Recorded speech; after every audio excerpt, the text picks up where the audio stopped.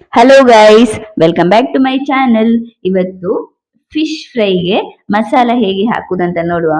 ಮೊದಲಿಗೆ ಮೀನನ್ನು ಚಂದ ಮಾಡಿ ತೊಳೆದು ಅದಕ್ಕೆ ಸ್ವಲ್ಪ ಉಪ್ಪು, ಒಂದು ಎರಡೂವರೆ ಸ್ಪೂನ್ ಅಷ್ಟು ಹುಳಿ ನೀರು ಮುಂಚೆನೆ ನೀರಿಗೆ ಹಾಕಿ ನೆನೆಸಿಟ್ಟು ಆ ನೀರನ್ನು ಹಾಕಬೇಕು.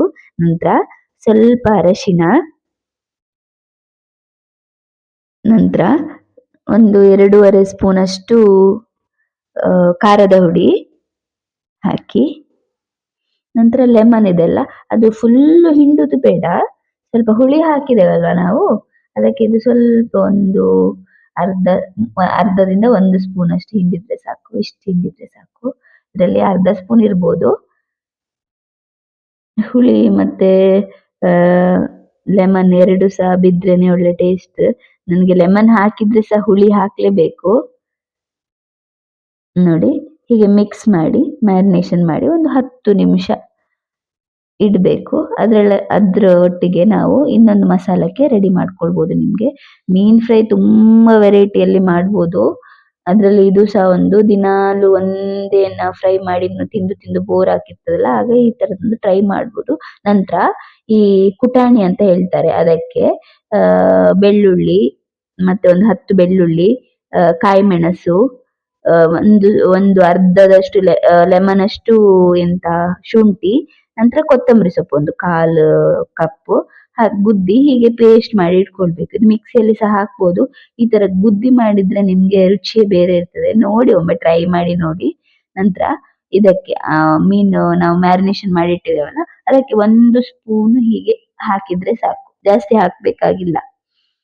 ಇದು ಹಾಕಿ ಇದೊಂದು ಈ ಮಸಾಲ, ಇದು ಒಂದು ಗ್ರೀನ್ ಮಸಾಲವನ್ನು ಮಿಕ್ಸ್ ಮಾಡಿ ಒಂದು 20 ನಿಮಿಷ ಇಡಬೇಕು. ನೀವು ಅರ್ಧ ಗಂಟೆ ಸಹ ಇಡ್ಬೋದು, ಒಂದು ಮಿನಿಮಮ್ ಅಂದ್ರೆ ಒಂದು 20 ಮಿನಿಟ್ಸ್ ಇಡ್ಬೇಕು. ನಂತರ ಈ ಓಂಕಾಳನ್ನು ಹೀಗೆ ಮಾಡಿ ಹಾಕುದ್ರಿಂದ ನಿಮ್ಗೆ ಟೇಸ್ಟ್ ಸಹ ಬರ್ತದೆ.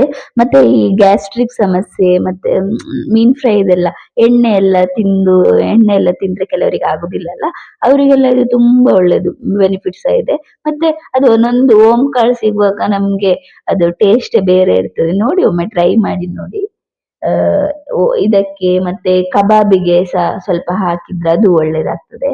ನೋಡಿ, ಈಗ ಒಂದು ಪ್ಯಾನ್ಗೆ ಒಂದು 2 ಸ್ಪೂನ್ ಅಷ್ಟು ತೆಂಗಿನ ಎಣ್ಣೆಯನ್ನು ಹಾಕಿ ಹೀಗೆ ಒಂದು ಈ ತರ ಫ್ರೈ ಸೈಡಲ್ಲೆಲ್ಲ ಮೊದಲಿಗೆ ಹಾಕ್ಬೇಕು. ನಂತರ ಮಧ್ಯದಲ್ಲಿ ಬೇಗ ಕಾಯ್ತದಲ್ಲ, ಹಾಗಾಗಿ ಸೈಡ್ ಅಲ್ಲಿ ಫಸ್ಟಿಗೆ ಹಾಕಿ ನಂತರ ಲಾಸ್ಟಿಗೆ ಮಧ್ಯದಲ್ಲಿ ಹಾಕ್ಬೋದು. ನಿಮ್ಗೆ ನೀವು ಕಮೆಂಟ್ ಮಾಡ್ತಾ ಇರ್ತೀರಾ ಕೆಲವರು, ಅವರಿಗೆಲ್ಲ ತುಂಬಾ ಥ್ಯಾಂಕ್ಸ್. ಹೀಗೆ ಸಪೋರ್ಟ್ ಮಾಡ್ತಾ ಇರಿ. ಮತ್ತೆ ನಮ್ದು ಚಾನಲ್ ಅಲ್ಲಿ ರೆಸಿಪಿ ಚೆನ್ನಾಗಿ ಬರ್ತಾ ಇದೆ ಅಂತ ಅನ್ಕೊಳ್ತೇನೆ. ಹೀಗೆ ನೀವು ಸಪೋರ್ಟ್ ಮಾಡ್ತಾ ಇರಿ, ಸಬ್ಸ್ಕ್ರೈಬ್ ಮಾಡಿ, ನಿಮ್ ಫ್ರೆಂಡ್ಸ್ ಜೊತೆ ಎಲ್ಲ ಶೇರ್ ಮಾಡಿ, ನಮ್ಗೆ ಸಪೋರ್ಟ್ ಮಾಡಿ ಅಂತ ಹೇಳ್ತಾ, ನೋಡಿ ಹೀಗೆ ಆಗ್ತದೆ. ಇದನ್ನ ತಿರುಗಿಸಿ ಹಾಕಿದ್ರೆ ಸಾಕು, ಇನ್ನು ಆಯಿಲ್ ಜಾಸ್ತಿ ಹಾಕ್ಬೇಕಾಗಿಲ್ಲ. ಈಗ ವೈಟ್ ರೈಸ್, ಟೊಮೆಟೊ ಸಾರು, ಮೀನ್ ಫ್ರೈ ಜೊತೆ ಕಾಂಬಿನೇಷನ್ ಸೂಪರ್ ಆಗಿರ್ತದೆ. ಒಮ್ಮೆ ನೀವು ಟ್ರೈ ಮಾಡ್ಲೇಬೇಕು.